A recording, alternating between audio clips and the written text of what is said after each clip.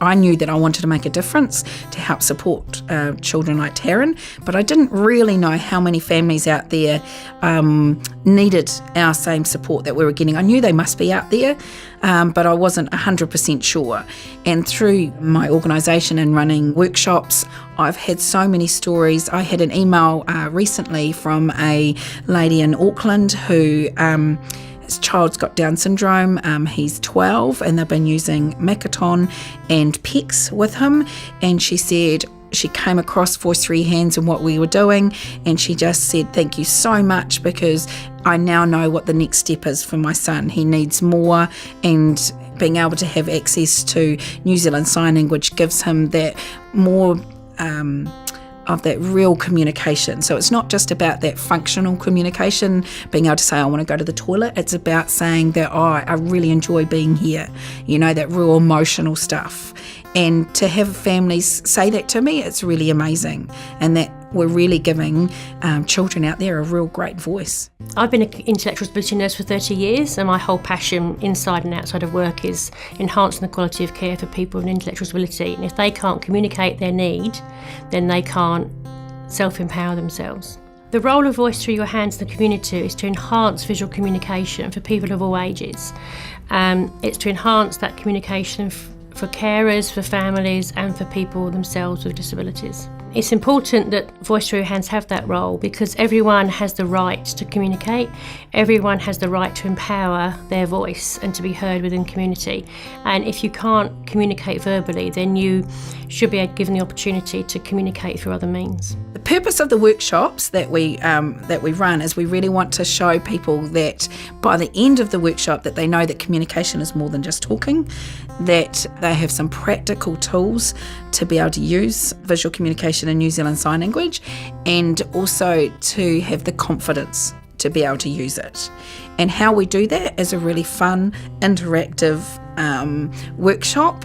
There's a lot of laughter from start to finish, and people really get a real understanding and a sense that they can do this. They can really use visual communication in New Zealand Sign Language in their everyday life, and to be able to dispel some of the fears that people have around using New Zealand Sign Language. For example, one of the biggest ones that people are really worried about, that if you're going to use New Zealand Sign Language, then our children aren't going to be able to communicate and or not use their words, because it's going to be so much easier to sign, so then they're not going to talk. Actually, the reverse is true. Signing actually encourages the speech, because what it does is it encourages the communication.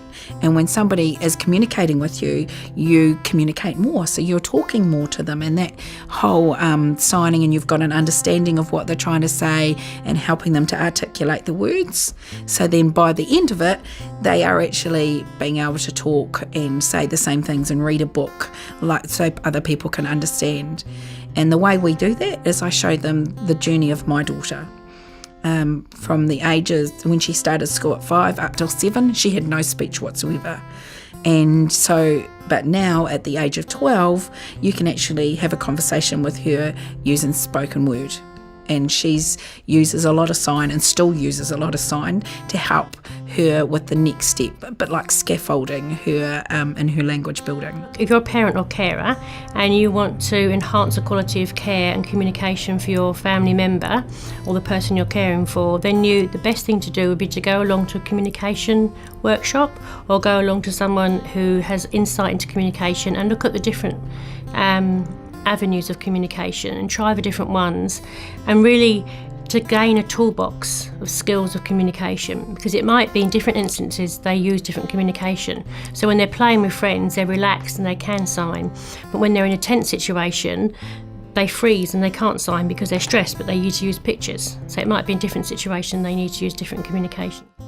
The best thing to do, even with you've got a family that is got a child that's got a communication difficulty, they've found out about Voice Through Your Hands, and they've heard about our wonderful workshops, what they do is they flick us an email, and we will try and arrange to run a workshop in the area.